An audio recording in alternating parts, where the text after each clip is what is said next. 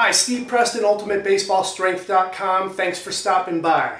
You're in my man cave right now, and my man cave has so much baseball nostalgia, especially Yankee stuff. And sometimes I'll grab something and it kind of gets me on a topic. And right now I've got my Mariano Rivera autographed baseball. You can check it out here. And I love it because, everybody loves Mo. But it gets me on the subject of shoulder injuries for pitchers and baseball in general. Guys like Mariano Rivera, come in the ninth and just throw heat. Just throwing that cutter, throwing high velocity pitches, but making it look easy. And big pitchers like a Randy Johnson or CC Sabathia, they can throw fastballs and they can throw that heat, and it always looks so much easier because they're big guys. Lot of muscle mass to support the velocity of the throw. When you get a guy who isn't so big, sometimes the term that the coaches and scouts use is that they're throwing with violence. And in the case of someone like a Tim Lincecum, he throws with violence, which really kind of means that his body doesn't really support the velocity. And so, you cringe when you watch him pitch. You're thinking, man, this guy is just a shoulder injury waiting to happen. Well, when those situations occur, besides trying to alter throwing and everything, what guys will try to do is get smart and have them work on the rotator cuff muscles, the four muscles that make up the underlying rotator cuff that allow for all movement in the shoulder.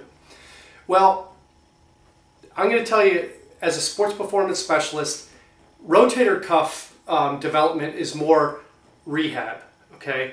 What we want is prehab with a PRE prefix. And we do this by strengthening not the rotator cuff, but one of the deltoid muscles. You've got three muscles that make up your shoulder. You've got your anterior, middle, and posterior deltoids. The posterior, the one in the back, that is the crucial one to develop if you want to prevent prehab shoulder injuries. Think about it. If you're throwing a ball, okay, and you let it go here, if you have a strong posterior deltoid, it's going to help what I call soften the throw. And that means that when that ball comes through at a high velocity and is let go, that it softens the stress that's put on the shoulder girdle in general, especially the rotator cuff muscles. And if you don't have a strong posterior deltoid, then the stress gets put on the shoulder girdle and the rotator cuff muscles, and that's when you run into problems.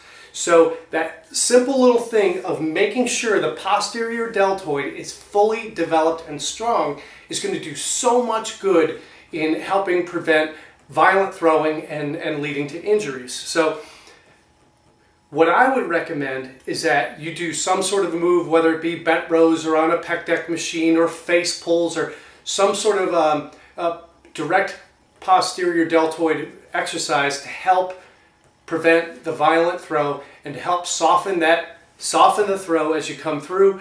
And ultimately, you're going to lead to better velocity with less injuries. So if you have any questions, comments, concerns, leave them on the blog, and I'll be sure to get back to you. Thanks for stopping by.